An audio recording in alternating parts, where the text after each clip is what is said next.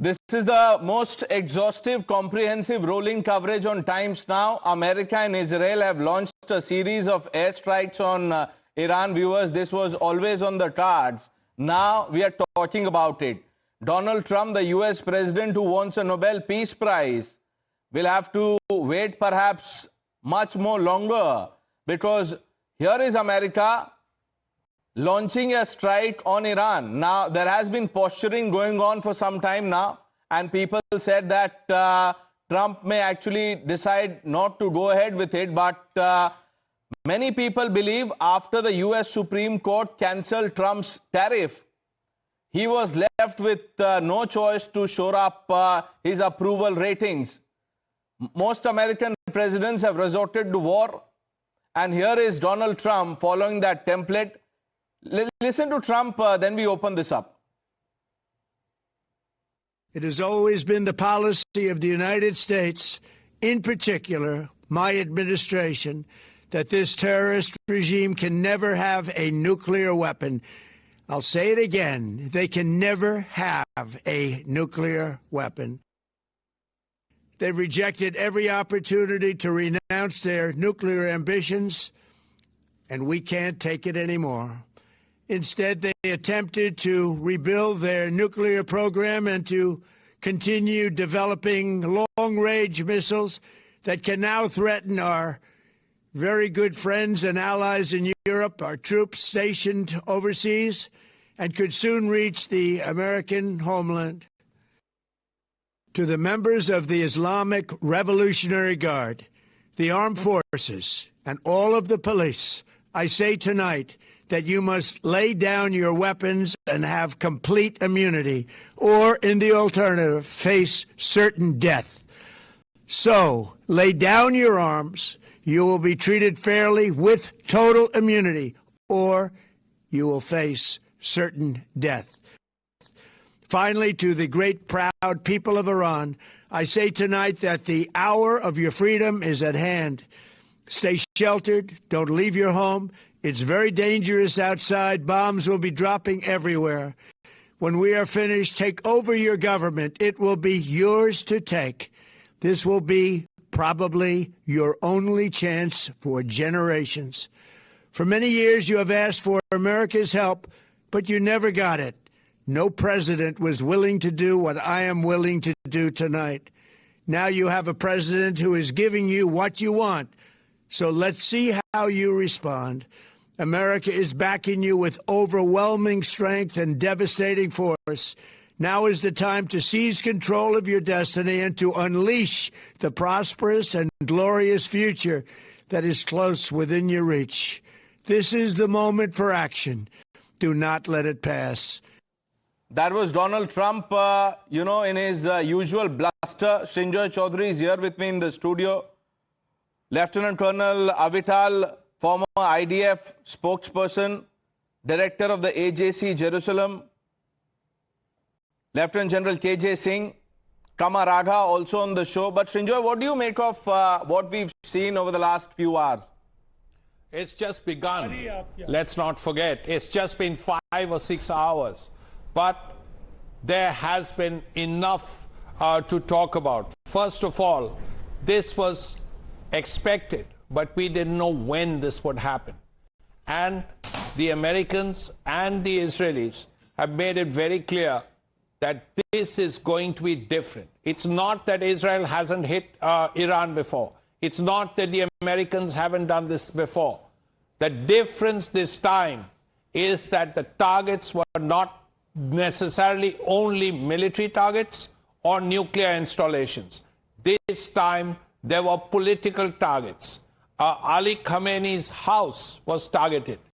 This is a first in a way. I mean, it's all right to target Qasem Soleimani. It's one thing to do that and one thing to do Ali Khamenei. Now, what does that mean? It means regime change. The question that our guests will have to look at is regime change possible, and in what way? Because Iran is not exactly Venezuela. It's a country of 90 million people and with armed forces. Now, without boots on the ground, and with nuclear weapons. And with, nuclear installations, certainly.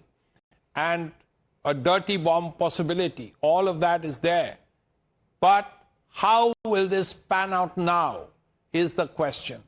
And we are just into this in the first 6-7 hours. And the whole thing could last 6-7 days. So it's still too early to tell how this is going. Of course, huge damage would have been done in Iran. There's no dispute about that one. But how many missiles do the Iranians have left? And how effective are they going to be if they're going to hit all these 5-6 countries that they already have? So it's something we have to look at. But the important issue is regime change. Right. Is that possible? And that's something that will have to be looked at. Let's see how this unfolds. Lieutenant Colonel Avital, is this America's war that Israel is participating in? Or would you say that Israel and America have joined hands to do this to Iran? I will say that America is leading this war, but Israel definitely is an integral part, joining it from the first minute. But even before, even in the planning stages, there were mutual planning, there were meetings, there were numerous... and here I go, now I'm getting an alert for another attack, so I may have to run to shelter in a few minutes. So the American and Israelis are working hand by hand for actually a very long time. But the way I believe that the Iranian threat should be viewed is not solely limited to this part, to this region, to the Middle East, but rather to the entire world. Because if you look back just 11 years ago, at 2015, the JCPOA, that first agreement that did not include the ballistic missiles, back then the range of the ballistic missiles which Iran had was approximately 2,000 kilometers. Today, 11 years have passed. This issue of ballistic missiles and nuclear capabilities almost was not treated except last June. The range of the ballistic missiles are more than 4,000. So it's understood that Iran cannot be left to rhetoric and diplomatic promises, which at the end of the day bring nothing. In order for the world to be a safer world and for our region here in the Middle East to be prosperous, we need to eliminate this regime. Now, the operation itself will not promise a regime change. What it is hoping to do, to achieve, is to create the relevant conditions for the people in Iran, so then they will take the opportunity and change the regime on their own. But this is really premature. Lieutenant Colonel Avital, if you could, answer this question that many people have on their mind, which is that what changed in the last few days for these two operations, Operation Lion's Roar and Operation Epic Fury, to be unleashed? I just think it's the operational planning, which has a few components in it: the weather, the intelligence, the failure of the diplomatic talks in Geneva and in Oman, all led into exactly the decision of President Trump to go on and launch the operation. So this is the issue of the timing. Right. And also an element of surprise, of course, because the expectation of the Iranians was to be in the middle of the night. The attack was early this morning, first light, so not in the middle of the night. All of these elements come together to choose the right timing of today. Okay, but Trump hasn't surprised anyone across the world by launching these strikes, because he talks of peace, but ends everything that he says with a warning that we will unleash this on you. Now, let me bring in Lieutenant General KJ Singh. General Saab, the man who claims to have stopped several wars, the man who always says that I should get a Nobel Peace Prize, has just started another. See, firstly, Jai Hind. These are very violent times and difficult times. So any Indians who are in that area must now at least get into safe places. Government has been saying this for long. from my perspective, I don't get into too much of politics. I am worried about the fact that Iran is not Venezuela. Iran has certain amount of capacities and capabilities of hitting back, and USA is not fortress America. It is spread thin and wide in Middle East. There are so many bases of US like Al Udeid. Some of these have been attacked. Now, Iranian strategy, what has been said by some knowledgeable people, the truthful promise 4, is to spread this somehow and then create a situation that other Middle East states put pressure on America to pull back. And of course, there is a threat of closing Strait of Hormuz and even the Red Sea. You know, Bab el-Mandeb can be interdicted by Houthi rebels who had agreed to ceasefire. So all in all, it's a very murky and difficult situation. What I have read in some reports is that the initial plan is to have a 4 days onslaught. In 4 days, convey this message very strongly. Of course, there are domestic compulsions. It's a very, very sad, very unfortunate kind of a story where Israel wants to extend its hostilities across to Iran, and US has got this compulsion to show that it is the boss. So all in all, it's a difficult time, but I hope that after 4 days, when there is a pause, both sides recalibrate, take stock of what are their vulnerabilities, and we find some solutions to this problem. Regime change, okay, you can have it, but where is the guarantee? You're talking of solution, General sir. Many people believe that there was no problem in the first place. So where is the question of finding a solution? Now, you know, Trump and others can say that, you know, we want a regime change, etc., etc. But you see, you said it yourself that Iran is not Venezuela. Srinjoy Chaudhary made that point. And you have also said that US is spread thin in the Middle East. And we are seeing what is happening to the US bases, you know, in these countries. And these are pictures that have gone viral on social media. Kamar Agha, what is your assessment of what just started today? You see, this war, you know, Iranians have said two things. Number one, they said that this war, they would enlarge it into the whole region, all-out war, which they are doing, you know. Secondly, they said they'll attack American bases and the countries which allows their space or territory used by the Americans. So that is going on, you know. Now it's a regional war, basically. Second thing, Iranians are also talking about, you know, have been saying for quite some time that they will disrupt oil supply as well, which they are capable of doing. I'm not talking about closure of Hormuz, but they can target the oil assets within the Arab countries, you know. The Houthis have done it in Iraq, in Saudi Arabia, and UAE, you know, again they can do, you know, this is what they are also saying. So that would be a very big problem, because this is the thing, you know, which Iran wants to use.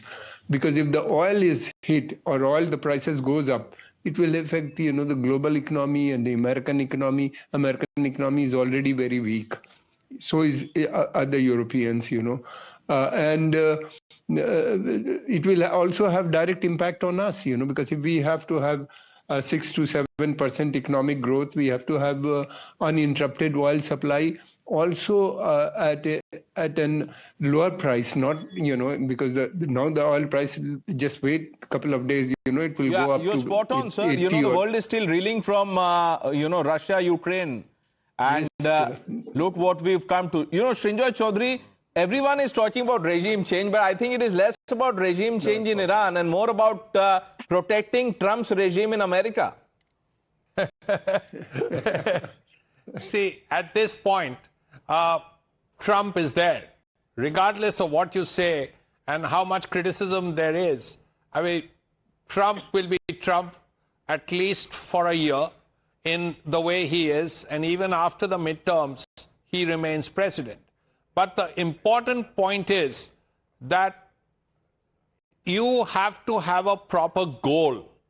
If you want regime change, then what is it that you have to do?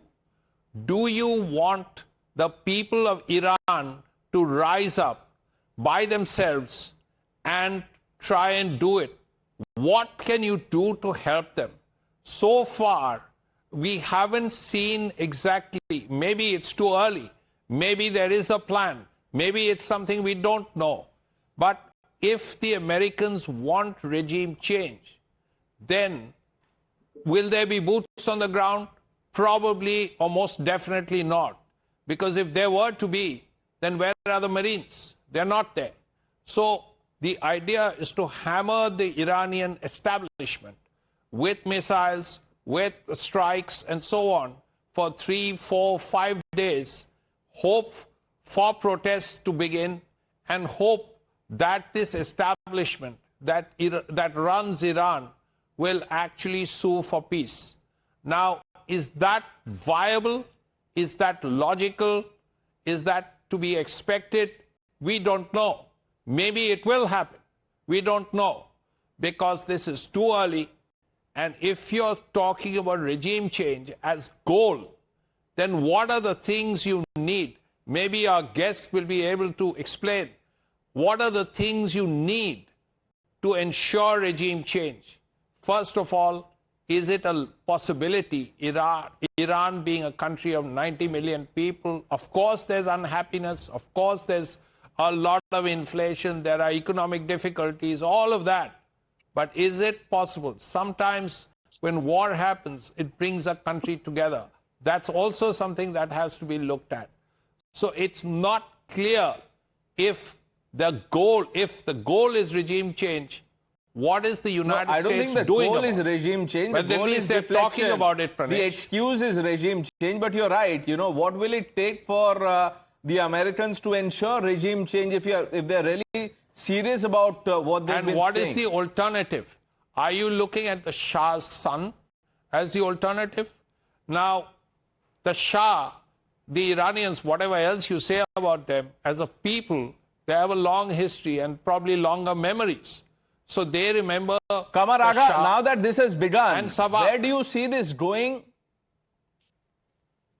Yeah, I think it will continue for a much longer period, because the Iranian interest is to continue the war for longer period. Secondly, regime change. This regime is very strong. Opposition is within the urban quarter. That too educated, Western educated middle class, and mostly that is also coming from the Kurdish region of Iran, because last time we have noticed, most of the demonstrators were from there, and they were trained in northern Iraq and brought into the country, So all these things are there. Secondly, American doesn't want regime change. American want this extremist element within the regime to go. That is led by Khamenei. They wanted, the moderate section to take over, because regime change means that if the democratic regime comes in Iraq, they will promote nationalism and democracy. Then it would be very difficult for Americans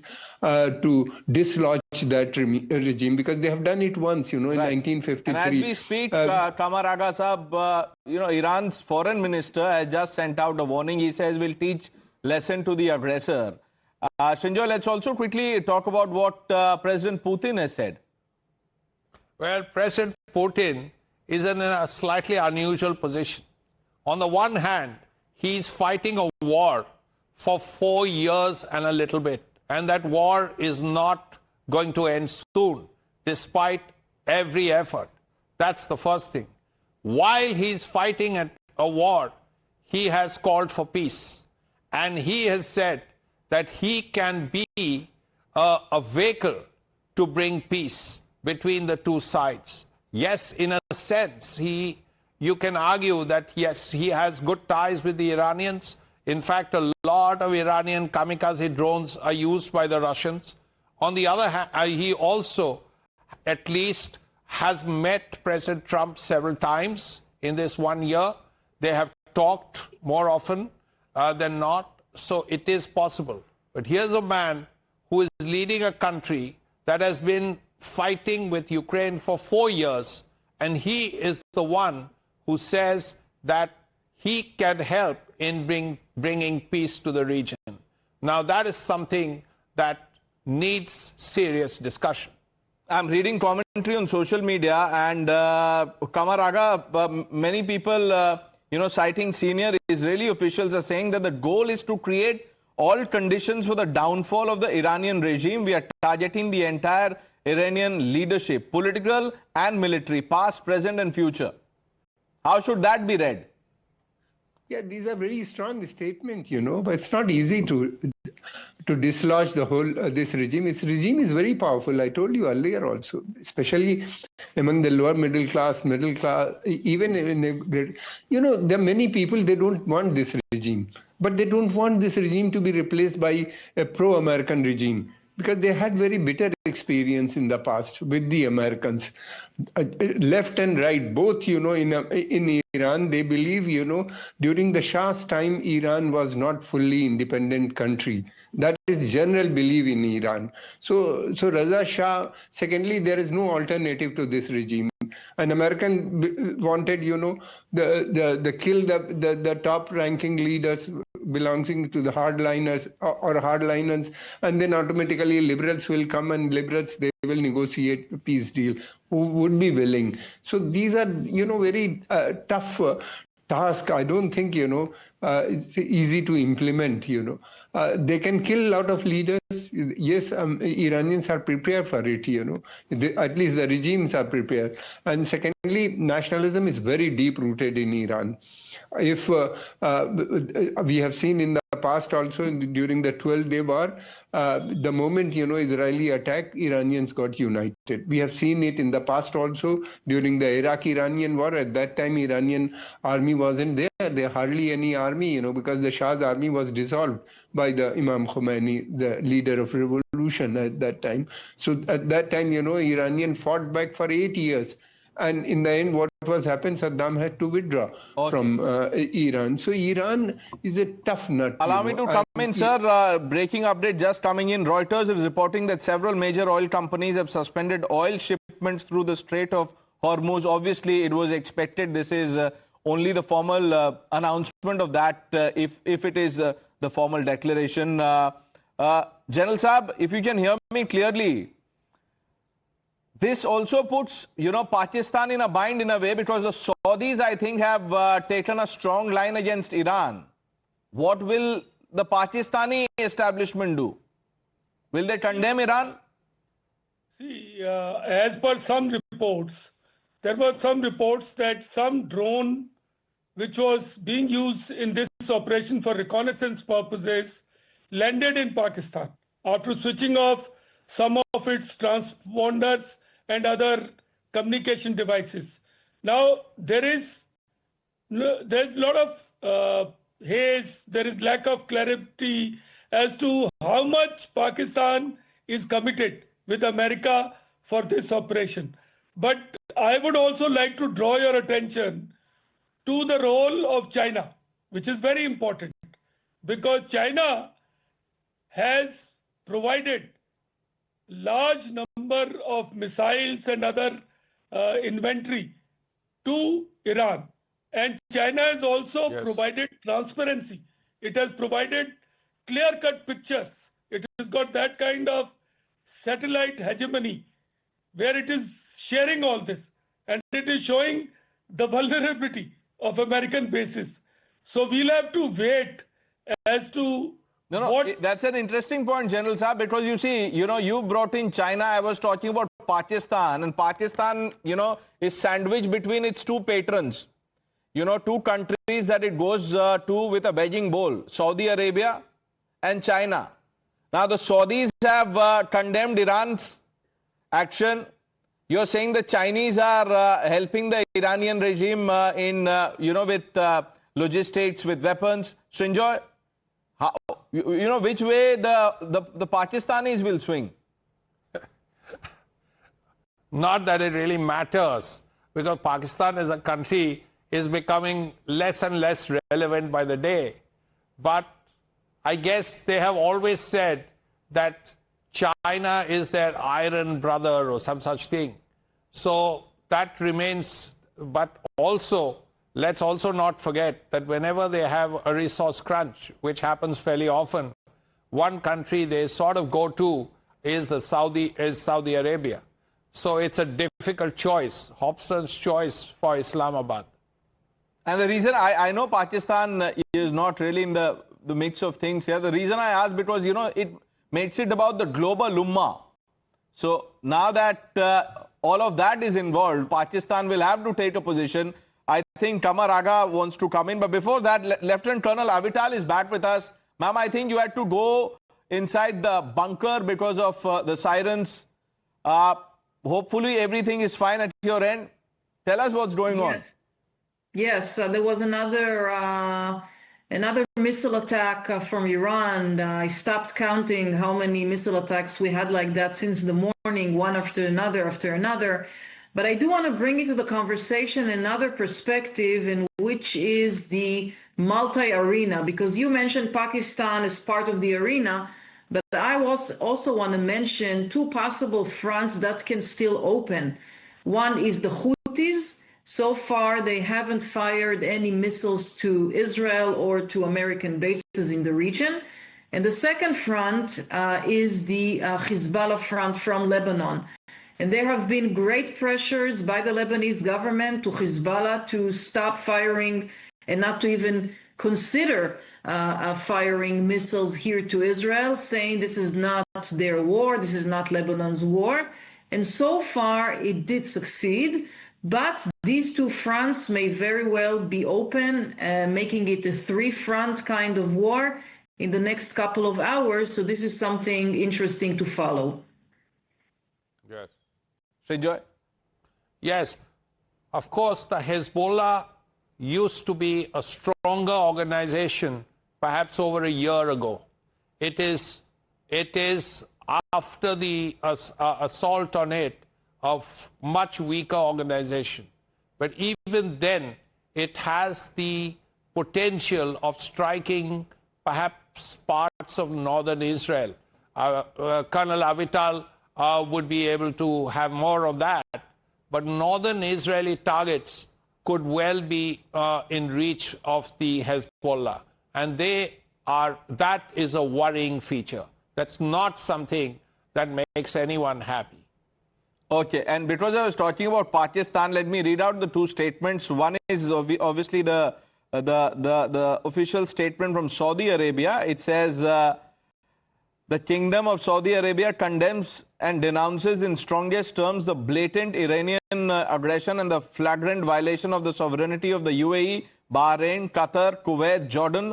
The Kingdom affirms its full solidarity with and unwavering support for the brotherly countries and its readiness to place all its capabilities at their disposal in support of any measures they may undertake. It also warns of the grave consequences resulting from the continued violation of the state's sovereignty and the principles of international law. And look what Pakistan has said. It says that Senator Muhammad Ishaq Dar received a call from the Foreign Minister of Iran, Sayyid Abbas.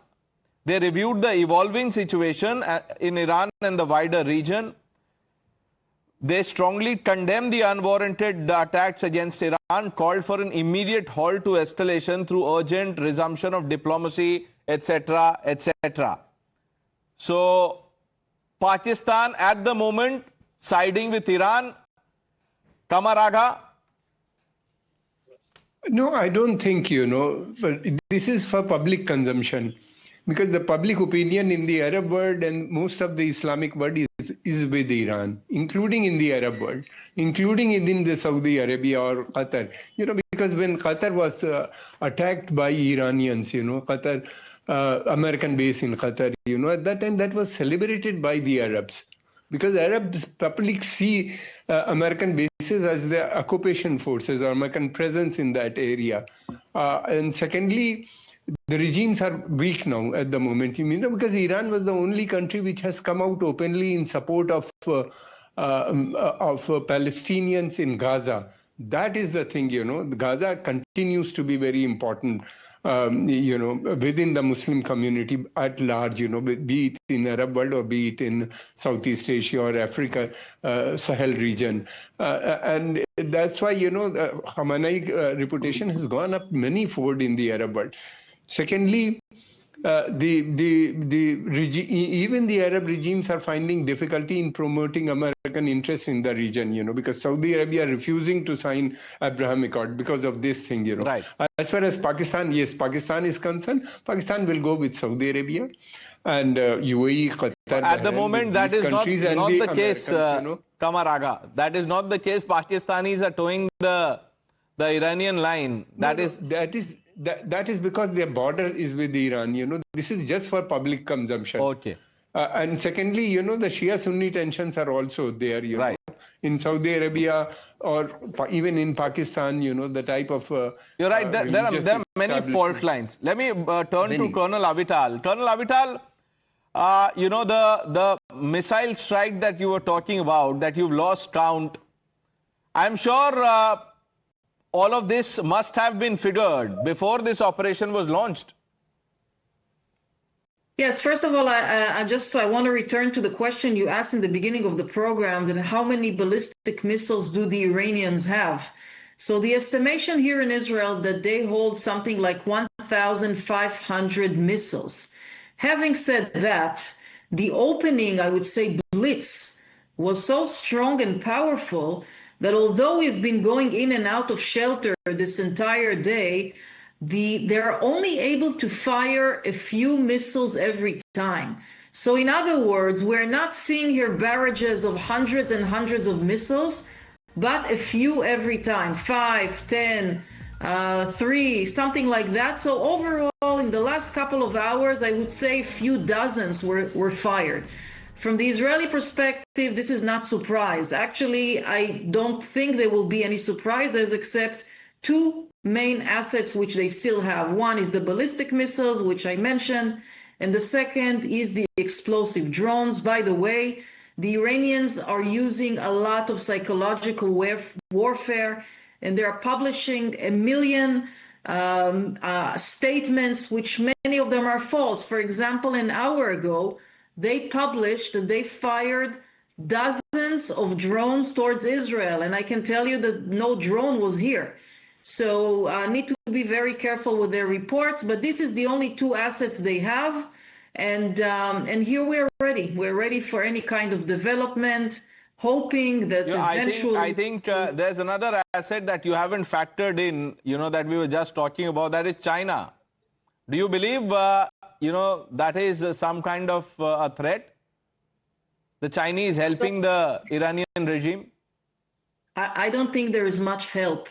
And we can see that the Iranian airspace is practically open, because we're looking now at almost 8 hours of Israeli and American jets and different kinds of aircrafts which are flying in Iranian airspace.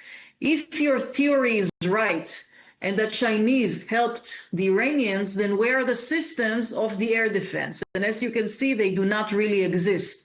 Maybe they gave them some radars or things like that, but the amount of power which is being used by the US, also by Israel, is such that makes the Chinese contribution not effective. Okay. So, Sinjo, all of this is PSYOPs, or could be PSYOPs. You know, who knows? See, the Chinese are our friends and all that, but first of all, has enough material come from China in these last few months? What we know is that the Russians gave a lot of air defense systems to the Iranians. The Varba is what we've been hearing. But how effective they have been in these last 7 hours is open to question. The Varba was supposed to be the most sophisticated, most recently developed air defense systems the Russians had. And this was given to the Iranians in these recent times. Now, how many and how effective they've been, we don't know as yet. That's the important thing, because at this point, if the Iranian radar systems have got a pasting, which the Americans would have ensured first before anything else, and then all these missile launchers have been hit, then where is the air defense is the question. So we don't know exactly where all this stands just now, how many Varba missiles came, air defense systems came from the Russians, what the Chinese gave, and how effective they have been so far vis-a-vis the American attacks. We don't know as yet, because the Varba was supposed to be able to take out cruise missiles. Has that happened? We'll have to see how this has all worked out, because currently the general assumption is that the first attacks by the Americans have been successful. Okay, let's quickly bring our viewers up to speed with what is happening. Here's the latest coming in from Iran. Khamenei is likely to be speaking to the people there. It will be a televised media address. This is something that leaders resort to reassure the public. But Qamar Agha, the larger question, you've been saying that this Iranian regime is too strong to be jolted by, operations like these. But at the cost of repeating myself, sir, the chatter on social media, citing both the Americans and the Israeli security officials or senior officials, so to say, that indicates that they are in this for a long haul. Yes, they are. It is true, Secondly, we have not seen any defection so far from the army or from the top Iranian leadership. That is the military is also intact, and they continue to fight, These are religious people. IRGC, is increasingly influenced by the Shia religious ideology also. They will fight, they have number of fidain. They'll go and fight till the last, And Iran is not Venezuela, as was said earlier, They are the fighters. They have means, Secondly, this war is not only against Iran. It is also, against Russia and China, because both the countries knows if the regime changes in Iran, then Americans will go to Central Asia. And secondly, first thing what they will do, is to stop oil supplies from Iran to China. So these are the things, Russia, China, they will see to it, either the ceasefire takes place and regime remains in power, or will continue to help, some way or the other. But Iranians are prepared. And one more thing I would like to mention, Iranian missiles or their drone system is locally made. They are not dependent on other countries, for their development or for their production. So they continue to develop. They have enough facilities, and they have developed. They were preparing themselves. They knew one day this problem will come. So they have prepared. Let's see. Of course, America is the most powerful country on earth. Israel is also very powerful. Both of them, are very powerful. But yet they have not been able to protect their own military bases. Let's also very quickly discuss New Delhi's position. How do you think, India should respond? India's position is very clear. We want peace in this region. If we have to have 6 to 7% economic growth, we want to have uninterrupted oil supply. And secondly, it has to be a lesser price. We don't want higher prices. That would create big problem. Thirdly, 1 crore people, 10 million people, Indians are living in this region. And if war continues for about a week, then we'll have to bring them back. Thirdly, if the war continues, oil supply will be disrupted, because the Iranians are promising that they will disrupt oil supply. Then I don't know what will happen to the global economy. Thirdly, it's a Herculean task to bring these people back in India. We have expertise. We have brought them back a number of times, and we have about 150 to 200 billion bilateral trade with this region. That's right. Secondly, investments are coming from this. Saudis have promised to invest 100 billion. Qataris have promised to invest another 100 billion. Similarly, UAE money is also coming to India. All these things will be stopped for some time. And thirdly, if the expatriates leave these countries, then their economy will also suffered a big losses. There will be a big problem for the whole region, not only global, but for the Arabs also. Iranians have calculated all these things and acting accordingly so far. Okay. General Saab, at least 4 US bases in the Middle East have been hit. All the others are on high alert. See, it was anticipated. So Americans have dispersed their vulnerabilities also to a certain extent. They have hardened some of their assets so that they are not hit so easily. So all those preparatory steps have already been taken.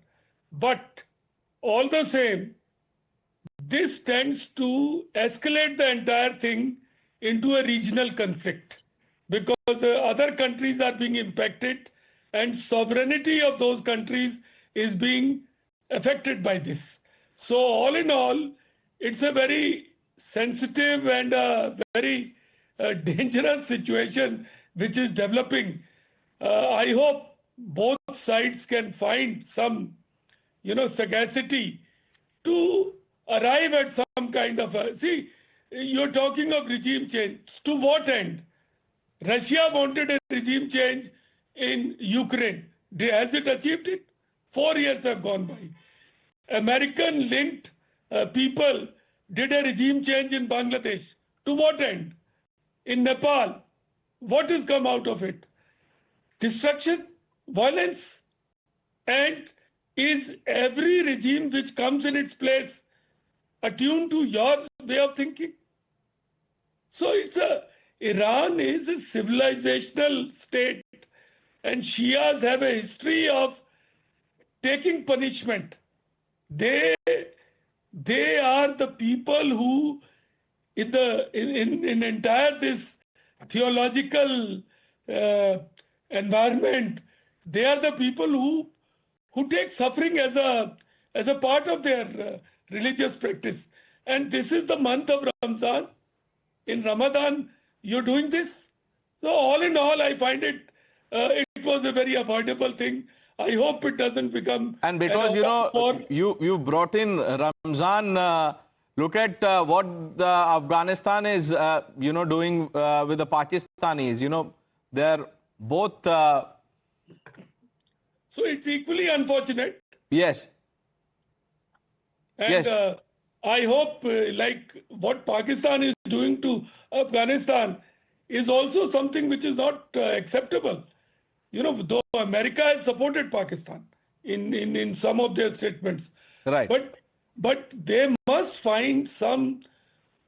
The answer doesn't lie in destruction. It lies in getting together. As a soldier, I'm telling you, it's so easy to destroy, but it's so and it's so difficult to reconstruct those economies. So I hope both sides see some maturity and sagacity and don't let right. it. I think Trump has released another statement. I think the US president is saying that he wants freedom for the people of Iran. He says Operation Epic Fury, the goal of this operation is to ensure that people of Iran are free from the clutches of this regime. Srinjoy. It's a good idea as far as he is concerned. He would like a regime change, and he has spoken about regime change. And so, importantly, the question is, yes, the cat is there, the bell is there, but it's not about who will bell the cat. It is how you will do it. Because there are 2 or 3 options here. One, of course, was the military way. If you're going to do a military way in a country of 90 million people, and a fairly strong armed forces with rockets, with missiles or whatever, and a big country, 90 million people, is bigger than the population of Germany, for instance, then you have to have lots and lots of boots on the ground.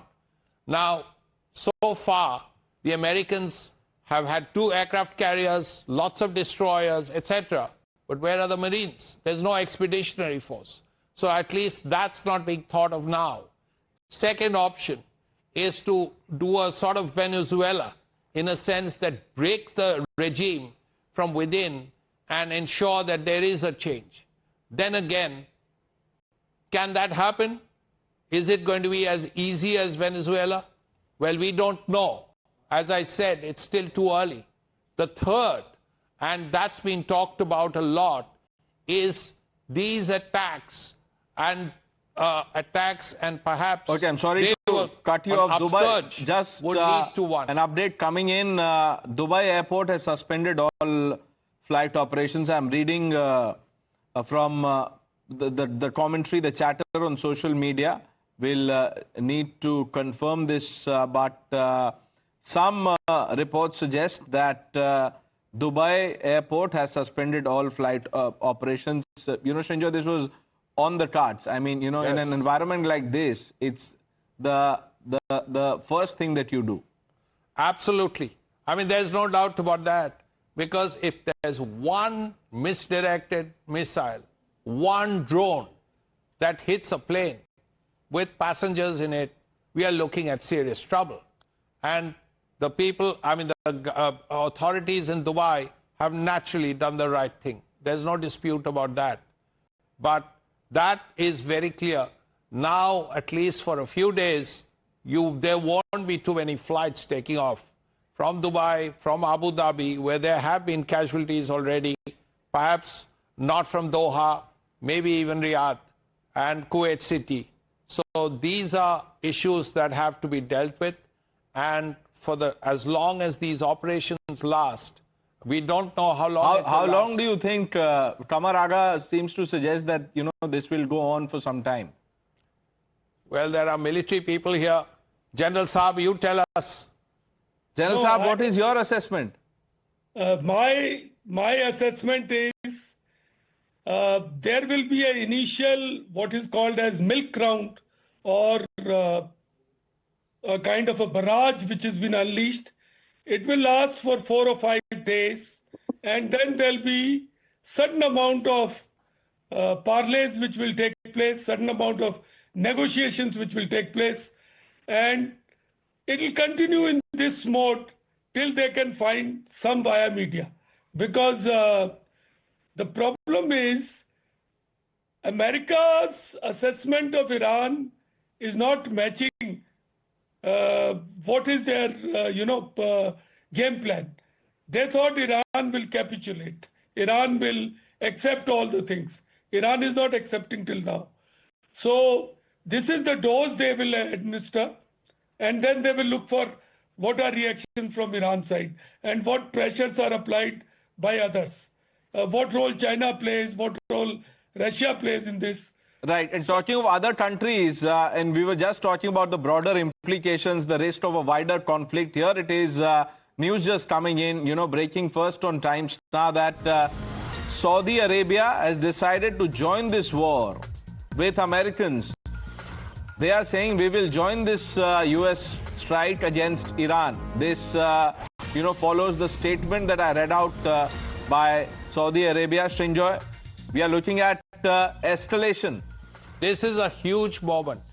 This is a huge moment in this operation, because the Saudis to join in was not something anyone imagined would happen, and as quickly. Perhaps why this has happened is because the Saudis, Riyadh, we heard about explosions in Riyadh, and that is something, assuming that it was an Iranian missile or an Iranian drone or whatever it was, then that may have led to a rethink. But if the Saudis are part of this operation... There is no if now. They will be. They're saying they are, yes. This is a very big moment in this entire crisis. And what? We are 6 or 8 hours into this 8 hours operation. into this. You're right. Exactly 8 hours into this operation. The Saudis are saying, we are joining Israel and America. Now, that is something which is very important.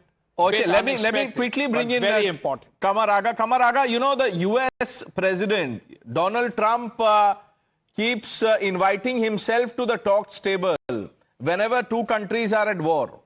You know, he sort of wants to be the global mediator. Now that Americans are directly involved with Iran, who does the mediation work now for the Americans? I think the Russians only, you know, in case if American wanted. First thing, you know, what are their objectives have to be fulfilled, you know. The American objectives are too big to be fulfilled, you know. Regime change, pro-American regime should be installed. We have seen Iraq, we have seen Afghanistan, we have seen in Syria, we have seen in Libya. They have dislodged the regime but unable to install pro-American regime. So Iran would be much tougher place, much difficult place. Secondly, Saudi Arabia, UAE, Qatar, Bahrain, Oman, all these countries are protected by Americans. They don't have fighting force. They have weapons. They have money. So what they can do, you know, Saudi Arabia, for example, they have the best. They have two state-of-art, the best air bases built by the Americans in these countries, you know, in these two places, and one in Jeddah and one in near the Dammam. So from where Americans will use the American Saudi weapon, Saudi money by joining. On a lighter note, before we take a short break, let me ask this of the panel. Given what we've seen from Donald Trump so far, you know, that the President of the United States is known to shoot from the hip. Do you rule out Trump announcing on Truth Social or anywhere else that he is now the supreme leader of Iran?